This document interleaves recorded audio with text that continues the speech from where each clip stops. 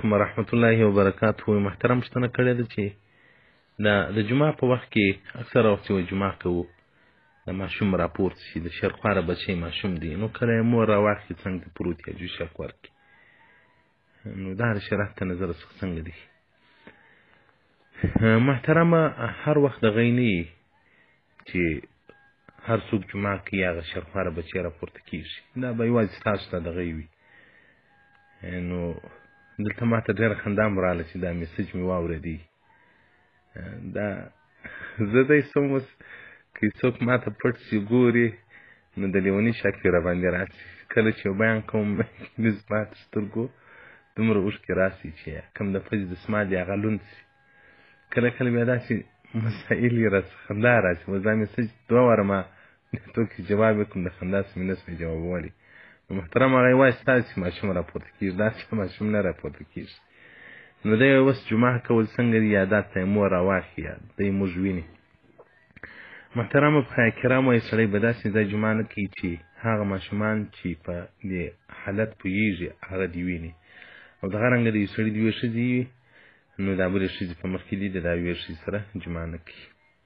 نو وایي هغه ټریپل کوچنی چې جمعه نه په مینه په پوهېږي نو د هغو مخ ته بیا څه مشکل نشته.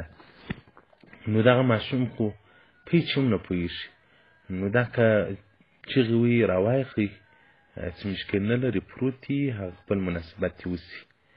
رد المحتار جلد اول صفحه 219 مطلب په مسکن زوجتي. نو الله جل جلاله دې موږ ته ثواب راکړي په دې مسایلو باندې. واقعا ډېر داسې مسایل وي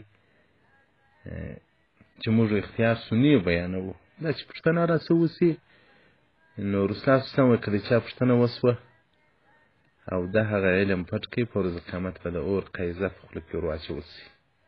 نو په هغه بنیاد باندې که هر ډول مسله وي چې کتاب راخیستي د هغې بیانول بیا شرم نه دی، د هغې بیانول بیا بېشرمي نه ده، د هغې بیانول بیا بدکار نه دی.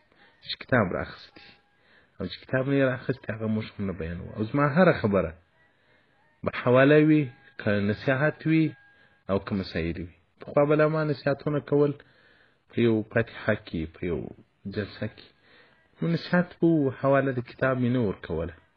او حالانکه چې دا زموږ بیانونه هغه جهاني سوله ځي دنیا ته، نو د کتاب حواله ورکوو هغه کې مو 2 مطلبه دي.